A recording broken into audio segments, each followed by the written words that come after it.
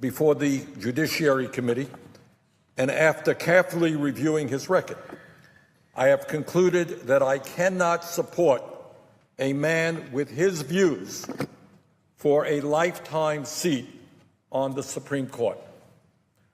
The Supreme Court is the most important judicial body in this country. The decisions that it reaches, even on a 5-4 vote, have a profound impact on all Americans, on our environment, and on our way of life.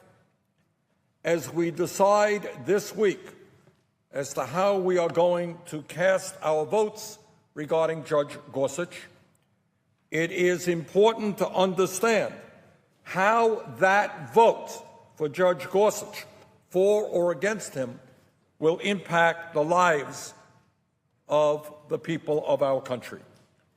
Let me give you just a few examples as to what is at stake. 7 years ago, in a 5-4 decision, the Supreme Court ruled in a case called Citizens United. And in that case, by a 5-4 decision, the court said that billionaires and corporations could spend as much money as they wanted on the political process. This decision, as all Americans know, opened the floodgates of corporate money, of money from the billionaire class, such that the wealthiest people in our country today can now elect candidates who represent their interests and not the interests of ordinary Americans. That decision, Citizens United, is undermining American democracy and, in my view, is moving us toward an oligarchic form of society in which a handful of the wealthiest people in this country, the Koch brothers and others, now have the power not only to control our economy, but our political life as well. In my view, Citizens United must be overturned, and we must move back to a nation where our political system is based on one person, one vote, not on the ability of billionaires to buy elections. Based on my conversation with Judge Gorsuch and a review of his record, do I believe that he will vote to overturn Citizens United? Absolutely not. Further, I suspect that he will vote to undermine our democracy even further by supporting the elimination of all restrictions on campaign finance, something which the Republican leadership in this body wants. What the Republican leadership is striving towards is eliminating all campaign finance restrictions such that billionaires can say to somebody, I'm going to give you $500 million to run for the U.S. Senate from California, and you work for me. No independent expenditures. I will select your campaign manager, your speechwriter, your media advisor, your pollster. You are my employee. That is what Republican leadership here wants. They want to undermine all campaign finance laws that on campaign finance, and I believe that Judge Gorsuch will move this country in that way, a more and more undemocratic way. Further, when we talk about the political process, it's important to point out that in 2013, again, by a 5-4 vote, the Supreme Court gutted the 1965 historic Voting Rights Act, a law which was passed to combat racial discrimination in voting in a number of states. What the court said, finally, is that in the United States you have the right to vote no matter what the color of your skin is. An historic step forward in making this country the kind of country that it must become. Well, as a result of that 5-4 Supreme Court decision in 2013 gutting the Voting Rights Act, literally days after, we had Republican governors and Republican legislatures all over this country under the guise of fighting voter fraud, passing laws intentionally, everybody knows this, intentionally designed to make it harder for people of color, for poor people, for young people, for older people to vote in elections.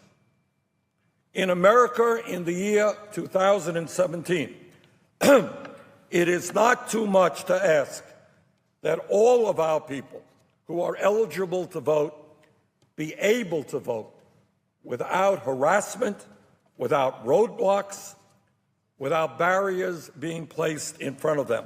I know it is a radical idea, Mr. President, but it's called democracy. It's called democracy. It says that if you are eligible to vote, we want you to vote. We want you to participate. It says that in America, when we have one of the lowest voter turnout rates of any major country on earth, we want more people to be participating in the political process, not fewer people. Mr. President, there is nothing that I have seen in Judge Gorsuch's record or in his recent statements to suggest to me that he is prepared to overturn this disastrous decision on the Voting Rights Act. Mr. President, in 1973, as we all know, the Supreme Court decided Roe versus Wade and declared that women have a constitutional right to control their own bodies. That decision has been subsequently affirmed by multiple cases as recently as last June. In his confirmation hearings, Judge Gorsuch refused to state if he believed Roe v. Wade was good law and should be upheld. Based on his statements and general philosophy, I believe there is a strong likelihood that Judge Gorsuch would vote to overturn Roe v. Wade and deny the women of this country the constitutional right to control their own bodies. This would be an outrage, and I do not want to be a party to allowing that to happen. In addition, under Chief Justice John Roberts, the Supreme Court has time and time again voted in support of corporate interests and against the needs of the working people of our country. After reviewing Judge Gorsuch's record, I believe that he will continue that trend. In a case called Trans Am Trucking, Judge Gorsuch argued that a trucker was properly fired by his employer for abandoning his cargo at the side of the road after his truck broke down and he nearly froze to death waiting for help. Judge Gorsuch literally believed that this man should have had to choose between his life and his job, and by choosing his life, not freezing to death, he deserved to lose his job. In another case, Judge Gorsuch ruled that a university was correct to fire a professor battling cancer rather than grant her request to extend her sick leave. I find these decisions troubling. At a time of massive income and wealth inequality, when so many working people throughout this country feel powerless at the hands of the wealthy and the powerful and their employers, we need a Supreme Court justice who will protect workers' rights and not just worry about corporate profits. I fear very much that Judge Gorsuch is not that person. Mr. President, I listened carefully to what my friend, Senator Cornyn of Texas, had to say about this entire process. And I have to say that in his remarks there was a whole lot of obfuscation, because there is a simple reality that we are going to have to deal with here in the Senate this week. Everybody knows, and Senator Cornyn made the point, that under Harry Reid, former Democratic leader, the rules, in fact, were changed.